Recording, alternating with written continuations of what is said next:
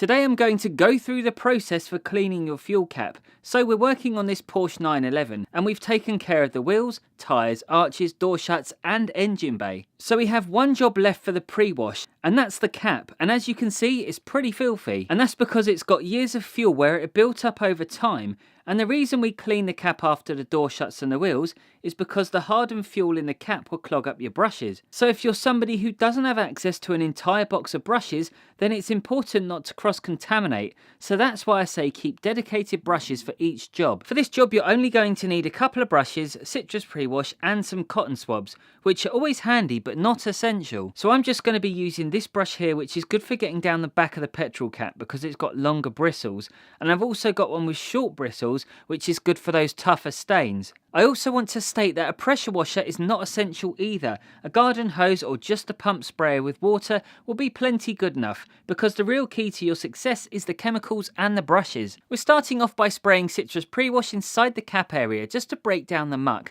and just to be clear, you can pre-rinse the cap first if you want to, as it will save you on chemicals, but it won't make a mega difference. Now I am turning off the pressure washer here and keeping it connected to the hose. This is because you don't want to get loads of splashback. The second you give it full power, I guarantee you would get very wet. The first thing I always do is unblock the plug with a cotton swab, just to make sure the dirty water and chemicals can flow down properly. We're now going to start off by brushing the cap and the surrounding areas, and if you want to give your brushes that extra bit of bite, simply spray the bristles with citrus pre-wash just to help them foam up when brushing. And by the way, there's never going to be one brush fits all, as they all have their own strengths and weaknesses. And depending on how bad the cap is, it's probably going to take at least 2 attempts to get it right.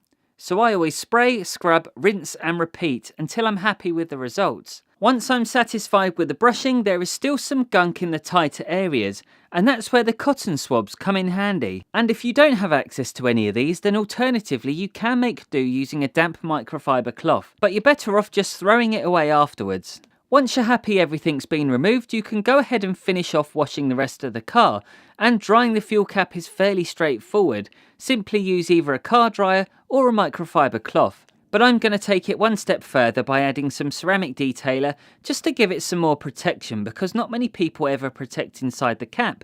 But just by giving it a decent spray, you can reduce the dirt clinging inside, making your next clean even easier. And to play it safe, always spray some lubricant into the hinges, as some cars do have locking mechanisms on the fuel caps, so that's another thing to be careful of when using degreasers like a citrus pre-wash. And if you want to learn even more about car cleaning, then I have an amazing video all about engine bay cleaning. If you want to do it safely, go check this one out right now.